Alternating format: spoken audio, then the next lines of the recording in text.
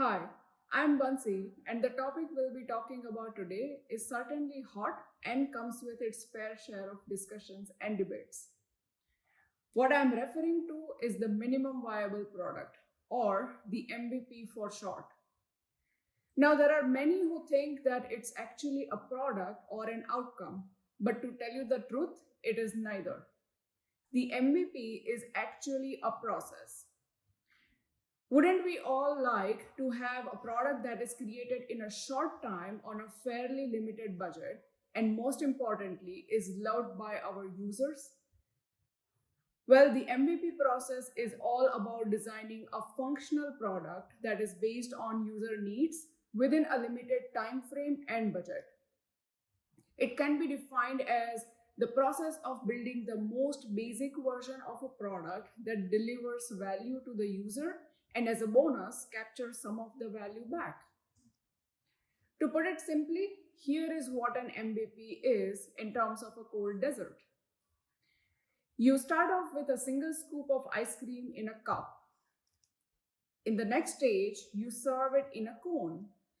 Next, you make it a double scoop on a cone with sprinkles.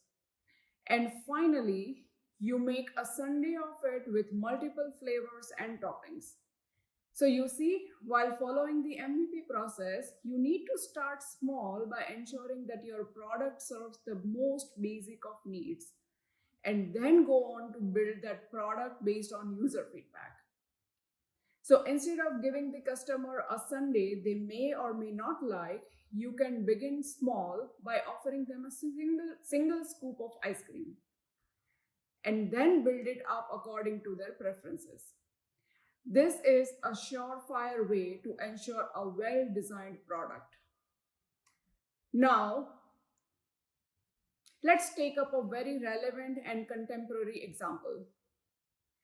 Going by a current need for social distancing and safety, let's say we are looking to design a telehealth application, an app that can be used by doctors and patients to communicate whenever they can't have in-person meetings.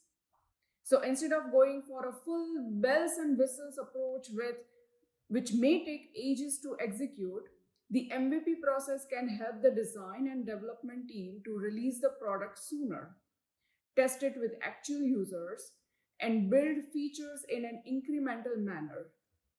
To start off, what would be the essential features in this app?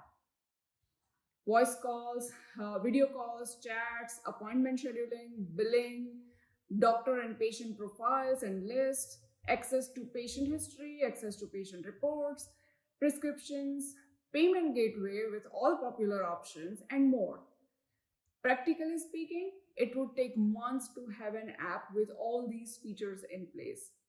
But in the MVP process, this is what happens. Instead of following the laborious method of covering all the features, we only focus on creating an app with the must-haves. These would be video and voice calls with one or two payment options and ability to share and view prescriptions. Once the app is ready with these absolute essentials in place, it can be released out to users to gain their feedback. This way, it can be ensured that the design moves in the right direction. So you see, an MVP is not an incomplete product that's released out to users. An MVP is a complete product created to serve a well-defined user need. It is not a half-baked product released to gather user feedback. Here is why the MVP process is perfect for your next project. It's a great way to test a radical new idea. It ensures optimal utilization of available resources.